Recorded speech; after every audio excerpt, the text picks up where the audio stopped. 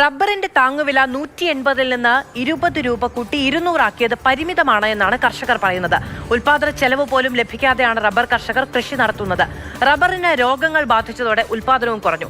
നിലവിലെ താങ്ങുവില 300 രൂപയായെങ്കിലും ഉയർത്തിയാലേ കൃഷിയിൽ പിടിച്ചു നിൽക്കാനാകൂ എന്നാണ് റബ്ബർ കർഷകർ പറയുന്നത്.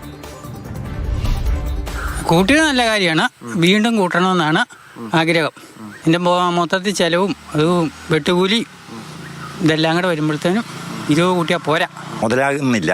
അത് കുറച്ചുകൂടെ കൂട്ടണമെന്നാണ് എൻ്റെ അഭിപ്രായം. വളരെ അപര്യാപ്തമായ ഒരു തുകയാണത്.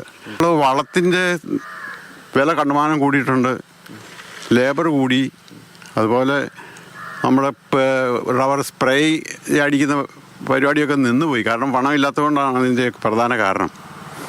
അപ്പം ഗവൺമെൻറ്റും അതിനോടുള്ള റബ്ബർ ബോർഡും ഒക്കെ പ്രത്യേകം ശ്രദ്ധിക്കേണ്ട കാര്യം എന്നാന്ന് വെച്ചാൽ കർഷകനെ കൂടെ കൂട്ടി നിർത്തിക്കൊണ്ട് മുന്നോട്ട് പോയാലുള്ളൂ. നമ്മുടെ രാജ്യത്തിന് ഏറ്റവും കൂടി ഒരു വരുമാനം എന്ന് പറഞ്ഞാൽ ഇൻഡസ്ട്രി ലെവലിൽ കൂടെ വരുമ്പം ഭയങ്കരമായ ഒരു ഗുണം കിട്ടുന്ന പരിപാടിയാണ് നമ്മുടെ ഈ റബ്ബർ. 20 രൂപ കൂട്ടിയത് കുറവാണ്. കുറേ ഒരു 250 രൂപയെങ്കിലും ആക്കേണ്ടതായിരുന്നു. കാലാവസ്ഥയുടെ വ്യതിയാനം റബ്ബറിൻ്റെ വരുമാനം ധാരാളമായി കുറഞ്ഞു പോയി. ആദായത്തിൽ ഒരുപാട് കുറവ് വന്നിട്ടുണ്ട്. കഴിഞ്ഞ വർഷത്തെ ഇൻസെൻറ്റീവ് ഒന്നും കിട്ടിയിട്ടില്ല. സ്വാഗതം ചെയ്യുന്നു. അത് പോരായിയാണ്. ഇന്നത്തെ വില മറ്റുള്ള സാധനങ്ങളുടെ വിലക്കയറ്റം വെച്ച് നോക്കിയാൽ ഒരു 350 രൂപ വില കിട്ടണം. പിന്നെ ഇതിന് മരുന്നിന് വില കൂടുതൽ, പൊടിയടിക്കാൻ പറ്റുന്നില്ല, വളത്തിന് വില കൂടുതൽ.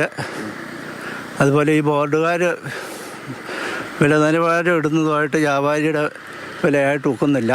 ബോർഡുകാർ പറയുന്ന വിലയ്ക്ക് എടുക്കുകയില്ല, വ്യാപാരി പേപ്പർ വിലയെ താത്തം എടുക്കുന്നുള്ളൂ.